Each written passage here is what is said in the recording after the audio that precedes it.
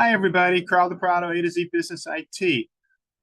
Working really hard to make sure you guys have a great day. One of the things that can really spoil your day, your week, or even your year is having one of your employees fall for a scam. We see them, they're very common. Um, and they're getting more and more sophisticated as we use ChatGPT. One of the favorite ones is having an employee buy gift cards because they got an email or a text message that they believed came from you, and they went ahead and spent their own money, or they may have transferred company funds through one of these types of exploits. So I wanted to do a couple of things here um, to really just start to talk to you about what to do in the if this event happens. So first of all, it is important to act quickly, and so what we want to do is take the following steps. You don't want to blame your employee, and I know it's easy to do. My wife will tell you that I'm not always the easiest one to get along with. At times, we're humans. We like to place blame. Why'd you fall for that? That's really not going to help the situation. So you want to support your employee and make sure that they're okay. It's pretty upsetting to everybody. I mean, I get calls every day about people who've fallen for scams. And I got to tell you, people are upset when that happens. It's not something people feel okay with. And even when they're reassured, they feel embarrassed and upset about it because if they've been taken advantage of. If you think about people who are victims of crime, a lot of crimes go unreported. So it's really important to make them feel okay, make them and create that environment so you have trust. So when something happens like this, they don't try to hide it.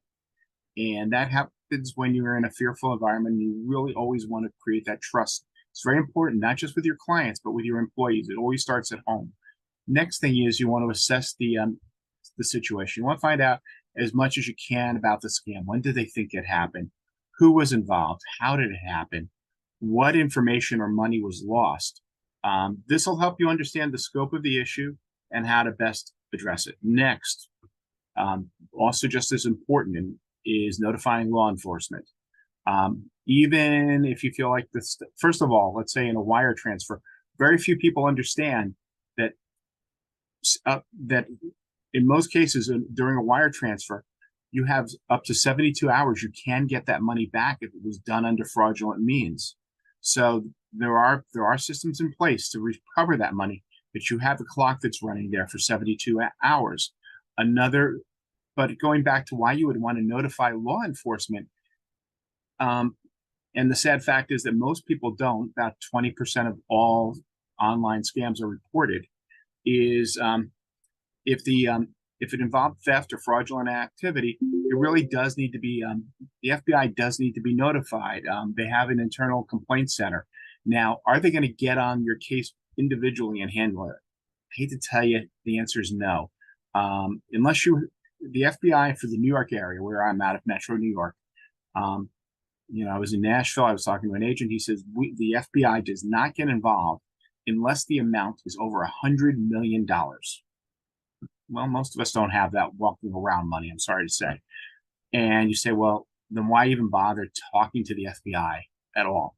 Well, a couple of things. One, they do collect that information as an aggregate. And over time, they start to look at patterns. And if they see enough activity, it will trigger them to go ahead and launch an investigation. So even though they may not directly move with the speed that you'd like, by putting that information inside, by reporting that, you have a better chance. Also, it helps other people not fall victim to this.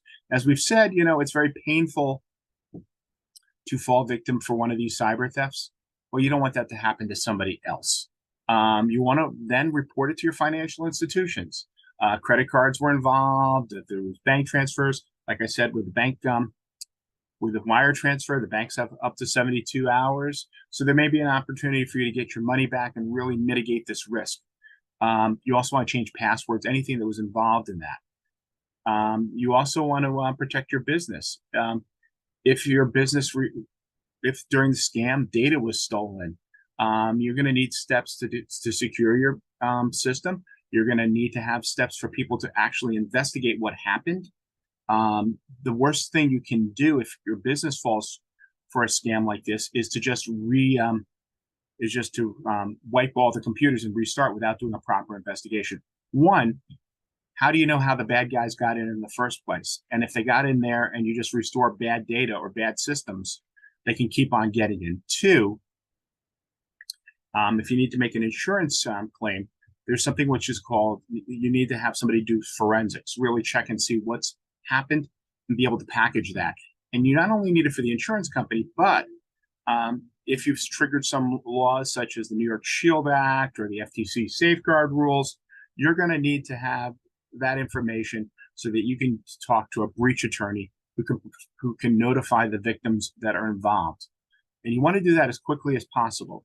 Look, the biggest crimes don't always happen because of the first thing, but of the incident itself. A lot of the bigger crimes happen because somebody basically ignored it.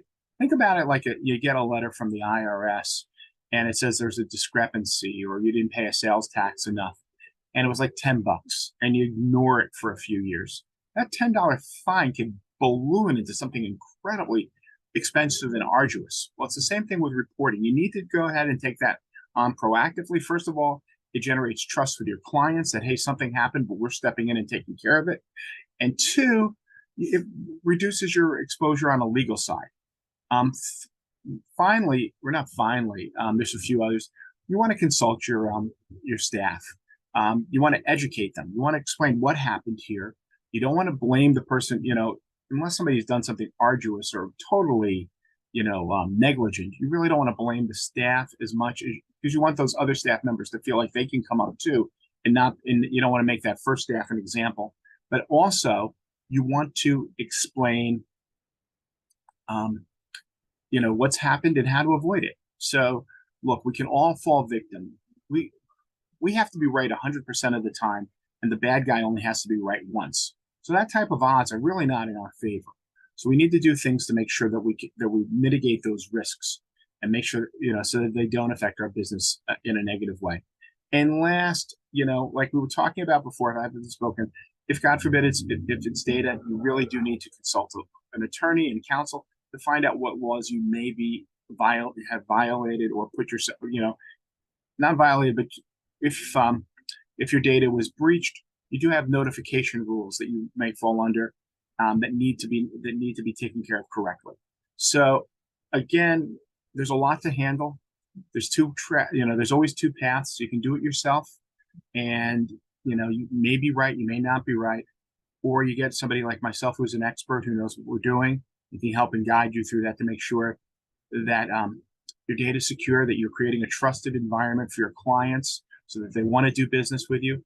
Trust isn't always the biggest reason that your clients are going to do business, but it may be that. But in most cases, if they don't have that, you're not even going to get a chance to negotiate or to work with them or to keep them. So that's what we help you do here at A to Z Business IT, is grow your business by increasing the trust that you have with your clients, so that they want to give you your data and their most precious assets because they know they're safe. Anyway, I put a link in the description below. You guys have a great day, and I'll